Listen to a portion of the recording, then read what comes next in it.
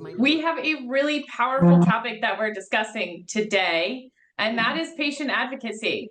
So this, the word advocate, it is used in a lot of different contexts, and what it is at its core is making sure that your needs and feelings are heard, and when they cannot be met until they're heard at the very least. We have two fantastic patient advocates here who are going to talk a little bit more about their craft and some of the ins and outs of patient advocacy, everything it encompasses, and how you can also be your own patient advocate every time you interact with a healthcare professional.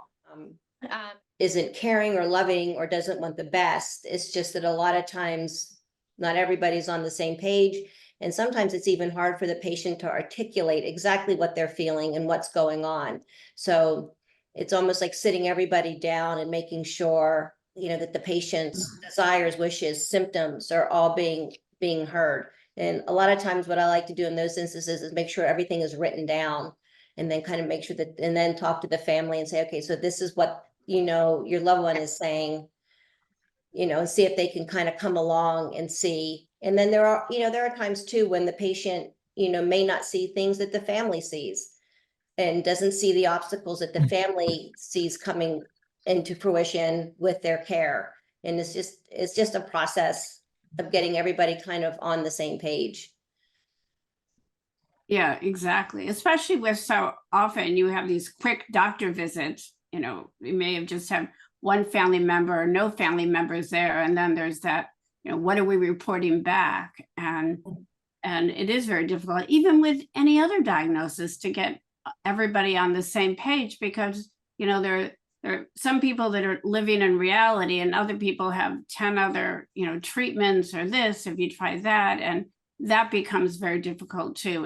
It's good to get the communication flowing in one or two pathways so that the patient is being heard, and we know we're going along the pathway that the patient wants. The patient should always come first, but there are instances when the patient doesn't see exactly what's really happening also. So it's about being that reality checkpoint.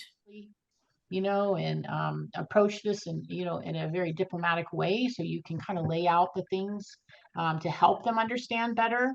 And that's how I like to deliver my services, is to lay things out so they have all their different options, and then let them decide what's going to be best for them, and kind of guiding them through those options and helping them understand. And so I just wanted to kind of add that. So what are some of the, given what we just talked about, which is that all of us have had some unpleasant experiences with the medical field, what are some of the common mistakes that you as patient advocates see patients making when they are engaging with the healthcare system? And what are some low-hanging fruit tips for how to avoid those, or how to protect ourselves?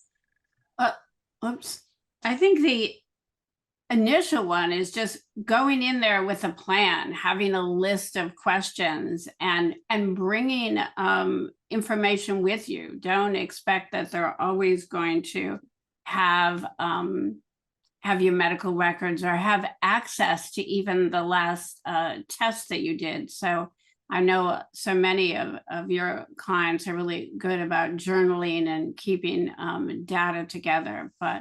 And as Cindy said, not everybody uses the online system or gets into it or is prepared. So you need to be prepared going in. And of course, bring somebody with you. Never go alone, especially at these kind of meetings that you want to be, remembering everything, because you won't remember everything. And just to add on to that, I always not only bring somebody with you, but that maybe have that person be the one who's going to take notes for you. Because like you say, you're not going to remember what they're saying. You're not going to hear everything that they're telling you. And then again, being prepared, having that list of your goals and objectives for that particular physician visit, what questions you have. And then my thing is, like, don't be afraid to ask the doctor back questions. How did you come to this conclusion that this is what you think is wrong with me? why did you choose this form of therapy? Why are you ordering this test? And if there's certain things you don't want to do, just ask them, say, is there another alternative? Is this the only option I have? Or what happens if I choose not to do anything? So, I think for me, it's like watching my parents who are in their 90s, they don't question physicians. They sit there and they nod their head and they never question the physician. And I think it's really important to ask them questions and have them fully explain a little bit more. And if they're talking in medical ease and you don't understand the terminology or the language they're using, just say, I didn't quite understand. Could you break that down for me so I can understand that? Yeah. Yeah, I have a last one. As you're leaving, find out who that contact person is in the office. If you have follow-up questions, is there a nurse practitioner or someone that you can email, or who do you directly reach out to so that your questions will be addressed right away? That's always a good one. Yeah, I was just going to add, that was a great suggestion, Karen. Also, a lot of our health plans nowadays have portals where you can sign up and have a portal where you can log in and you can see all the tests that they've run and the results, when your next appointment is, all your information right there at your fingertips. And usually those portals are they're just fabulous because you can send messages right to your doctors and what have you. So that's a great suggestion as well.